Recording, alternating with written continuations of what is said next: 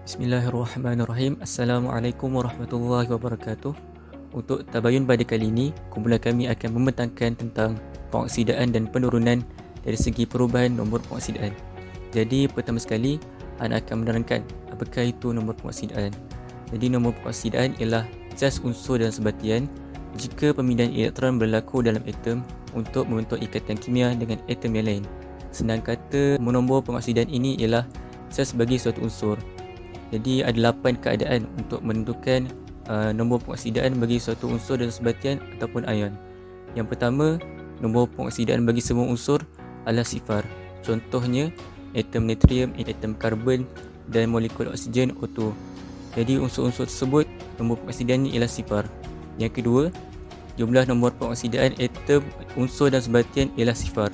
Contohnya sebatian natrium klorida NaCl dan sulfur trioksida SO3, yang mana nombor pengoksidaan bagi sebatian-sebatian tersebut adalah sifar, jumlah nombor pengoksidaan.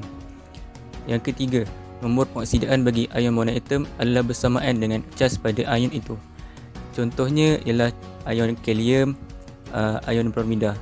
Ion kalium K+, casnya ialah positif 1. Jadi nombor pengoksidaannya juga adalah positif 1. Manakala ion bromida casnya negatif 1, maka dia punya nombor pengoksidaan juga ialah negatif 1. Yang keempat, jumlah nombor pengoksidaan atom unsur dalam suatu ion polyatom bersamaan dengan cas pada ion itu. Contohnya ion amonium NH4+, casnya ialah positif 1. Jadi jumlah nombor pengoksidaan bagi ion amonium juga ialah positif 1. Yang kelima, nombor pengoksidaan unsur dalam kumpulan 1, 2 dan 13 ialah positif 1, positif 2 dan positif 3. Contohnya lithium. Lithium berada dalam kumpulan 1, maka nombor pengoksidaannya adalah positif 1. Dan magnesium yang berada di kumpulan 2, maka nombor pengoksidaannya ialah positif 2. Dan aluminium yang berada di kumpulan 13, maka nombor pengoksidaannya ialah positif 3. Yang keenam, nombor pengoksidaan unsur kumpulan 17 biasanya negatif 1. Contohnya fluorin, bromin, iodin dan klorin. Fluorin, nombor pengoksidaannya ialah sentiasa negatif 1. Manakala unsur lain iaitu bromin, iodin dan klorin, casnya negatif 1 kecuali jika unsur-unsur tersebut terikat dengan unsur yang lebih elektron negatif seperti oksigen, maka nombor pengoksidaannya akan bernilai positif. Yang ketujuh, nombor pengoksidaan bagi hidrogen biasanya positif 1 kecuali dalam logam hidrida. Contohnya natrium hidrida NaH, cas bagi hidrogen dalam sebatian tersebut ialah negatif 1. Manakala dalam hidrogen klorida HCl, cas hidrogen dalam sebatian tersebut adalah positif 1. Yang ke-8, nombor pengoksidaan bagi oksigen biasanya negatif 2 kecuali dalam sebatian peroksida iaitu negatif 1. Contohnya dalam sebatian magnesium oksida, yang mana cas bagi oksigen adalah negatif 2. Tapi dalam sebatian hidrogen peroksida, cas bagi oksigen adalah negatif 1. Seterusnya, untuk menentukan tindak balas pengoksidaan dan penurunan berdasarkan nombor pengoksidaan. Bagi tindak balas pengoksidaan, apabila nombor pengoksidaan dalam suatu unsur dalam bahan tindak balas bertambah, maka unsur tersebut mengalami pengoksidaan. Seterusnya, apabila nombor pengoksidaan dalam suatu unsur dalam bahan tindak balas berkurang, maka unsur tersebut mengalami penurunan. Contoh, tindak balas antara karbon dengan oksigen menghasilkan karbon dioksida. Persamaan kimianya adalah C plus O2 menghasilkan CO2. Nombor pengoksidaan bagi karbon sebelum tindak balas adalah sifar. Manakala selepas tindak balas, nombor pengoksidaan bagi karbon bertambah kepada positif 4. Maka karbon mengalami pengoksidaan.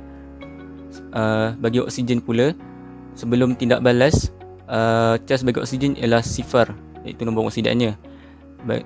Selepas tindak balas, nombor pengoksidaan oksigen berkurang kepada negatif 2. Maka oksigen mengalami penurunan. Jadi apabila karbon mengalami pengoksidaan, maka ianya menjadi ejen penurunan. Dan oksigen mengalami penurunan, maka oksigen adalah ejen pengoksidaan. Ejen pengoksidaan ialah bahan yang mengoksidakan bahan lain dan mengalami penurunan, manakala ejen penurunan bahan yang menurunkan bahan lain dan alami pengoksidaan.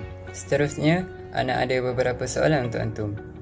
Soalan yang pertama, tentukan nombor pengoksidaan bagi Mn dalam ion MnO4-.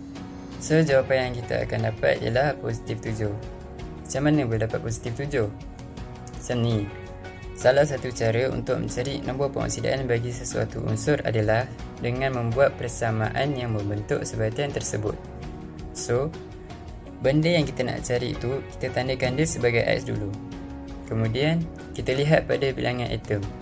So, untuk soalan ni, dia bagi Mn ada 1 atom, manakala O ada 4 dan nombor pengoksidaannya adalah negatif 2. Last sekali, kita tengok dia punya jumlah nombor pengoksidaan bagi sebatian tersebut. Kalau untuk soalan ni, Mn4- lah. So, kat sini dia sama dengan negatif 1. Maka, equation yang kita akan dapat adalah X tambah 4 dalam kurungan negatif 2 sama dengan negatif 1. So, kita jadikan X tu sebagai perkara rumus, pindah-pindah, dapatlah positif 7 tu tadi. Soalan yang kedua, tentukan nombor pengoksidaan bagi hidrogen dalam aluminium hydrida AlH3. So, jawapannya ialah negatif 1. Cara yang sama, benda yang kita nak cari sekarang ni nombor pengoksidaan hidrogen kan. So, kita tandakan dia sebagai X dulu. Lepas tu kita tengok bilangan atom. Untuk soalan ni, dia bagi aluminium ada 1 atom dan nombor pengoksidaannya adalah positif 3. Manakala hidrogen ada 3 atom dan nombor pengoksidaannya, itulah yang kita akan cari sekarang ni. Last sekali, jumlah nombor pengoksidaan bagi aluminium hydrida adalah sama dengan kosong. Macam mana tahu sama dengan kosong? Dengar balik apa yang Haziq terangkan tadi. Jadi, persamaan yang kita akan dapat ialah positif 3 tambah 3 dalam kurungan X sama dengan kosong. So, pindah-pindah, dapatlah negatif 1. Soalan yang ketiga, tentukan nombor pengoksidaan bagi kuprum dalam kuprum oksida Cu2O. Jawapannya ialah positif 1. Kalau tak dapat lagi, tak apa, Mei nak terangkan. Sama je macam sebelum ni. Kuprum yang kita nak cari tu, tandakan dulu sebagai X. Soalan ni kata kuprum ada 2 atom, manakala oksigen ada 1 atom. Dan nombor pengoksidaan bagi oksigen ialah negatif 2. Kemudian jumlah nombor pengoksidaan bagi kuprum oksida pula ialah kosong. Maka equation yang kita akan dapat ialah 2 dalam kurungan X tambah negatif 2 sama dengan kosong. Lepas tu kita pindah-pindahkan, dapatlah positif 1 tadi. Sekarang anak akan menerangkan tentang penamaan IUPAC, International Union of Pure and Applied Chemistry, ataupun lebih dikenali sebagai IUPAC. Ini adalah sebuah sistem yang menggunakan angka Roman untuk menunjukkan nombor pengoksidaan suatu unsur. Sebagai contoh, ferrum menghasilkan 2 jenis sebatian nitrat, iaitu ferrum 2 nitrat dan ferrum 3 nitrat. Ferrum 2 nitrat mempunyai 2 nombor pengoksidaan. Jadi, angka Roman 2 diletakkan untuk menandakan bahawa sebatian tersebut mempunyai 2 nombor pengoksidaan. Manakala, ferrum 3 nitrat pula mempunyai 3 nombor pengoksidaan. Jadi, angka Roman 3 diletakkan untuk menandakan yang sebatian tersebut mempunyai 3 nombor pengoksidaan. Contoh yang lain seperti MnO2. Mula-mula kita kena cari dahulu nombor pengoksidaan bagi mangan. Untuk cari nombor pengoksidaan ini telah diterangkan pada awal video. So, kita akan mendapat nombor pengoksidaan bagi mangan ialah positif 4. Jadi, nombor Roman 4 akan diletakkan. Maka nama bagi IUPAC-nya akan menjadi mangan 5 oksida. Seterusnya adalah KMNO4. Nombor pengoksidaan bagi mangan tersebut ialah positif 7. Maka nombor Roman 7 akan diletakkan, maka menjadi kalium mangganat 7. Okey, cuba korang buat untuk yang ni pula. Jadi, apa yang kita nak cari ialah nombor pengoksidaan bagi kromium. Berapa nombor pengoksidaan dia? Nombor pengoksidaan dia adalah positif 3. Jadi, nombor Roman 3 akan diletakkan. Maka akan jadilah kromium 3 klorida. Hari ini kita akan melakukan eksperimen 1B dalam slide 15 bukti kimia di kata 5. Jadi tujuan eksperimen ni adalah untuk mengkaji tentang pertukaran ion ferrum 2+ ke ion ferrum 3+. Jadi ini adalah bahan dan radas yang akan ditunjukkan. Prosedurnya adalah kita perlu meletakkan 20 cm larutan ferrum sulfat ke dalam tabung didih. Kemudian kita menambahkan titisan bromin ke dalam tabung didih sambil menggoncang sehingga tiada perubahan warna berlaku. Kemudian kita akan memanaskan secara perlahan. Seterusnya kita akan menambahkan larutan natrium hidroksida ke dalam larutan untuk mengenal pasti kehadiran ion ferrum 3+. Dan terakhir sekali kita perlukan rekodkan pematian anda. So pematian kami adalah warna perang bromin akan dibentukkan. Kemudian warna ferrum sulfat ditukarkan daripada hijau ke perang kekuningan. So untuk ujian pengesahan tadi kita mendapati bahawa warna perang mendakan terbentuk. Jadi itu menunjukkan pengesahan ion ferrum 3+. Seterusnya kita akan melakukan eksperimen pertukaran ion ferrum 2+ ke ferrum 3+. Jadi prosedurnya adalah seperti itu. Yang pertama adalah kita meletakkan larutan ferrum 2 klorida ke dalam tabung didih. Kemudian tambahkan setengah spatula sebesar. Seterusnya kita panaskan secara perlahan. Kemudian kita menambahkan ataupun kita menuraskan larutan tersebut dalam tabung didih. Seterusnya kita menambahkan larutan natrium hidroksida untuk mengenal pasti kehadiran ion ferrum 3+. Dan yang terakhir sekali kita rekodkan pematian anda. Pematian yang kami dapati bahawa larutan ferrum 2 klorida ditukar daripada warna perak ke warna hijau dan larutan tersebut zinc melarut.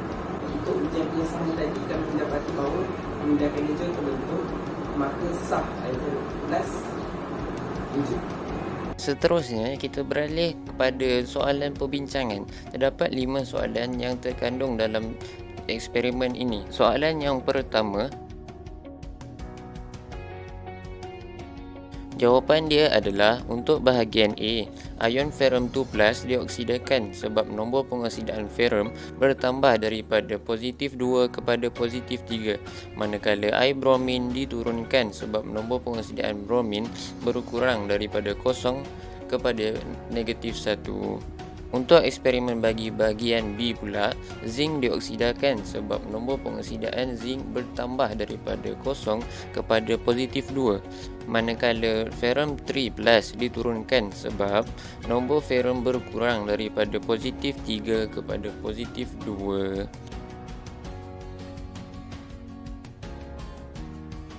Jawapan dia adalah air bromin itu adalah ejen pengoksidaan kerana bromin merupakan penerima elektron, manakala zinc merupakan ejen penurunan kerana zinc merupakan penerima elektron.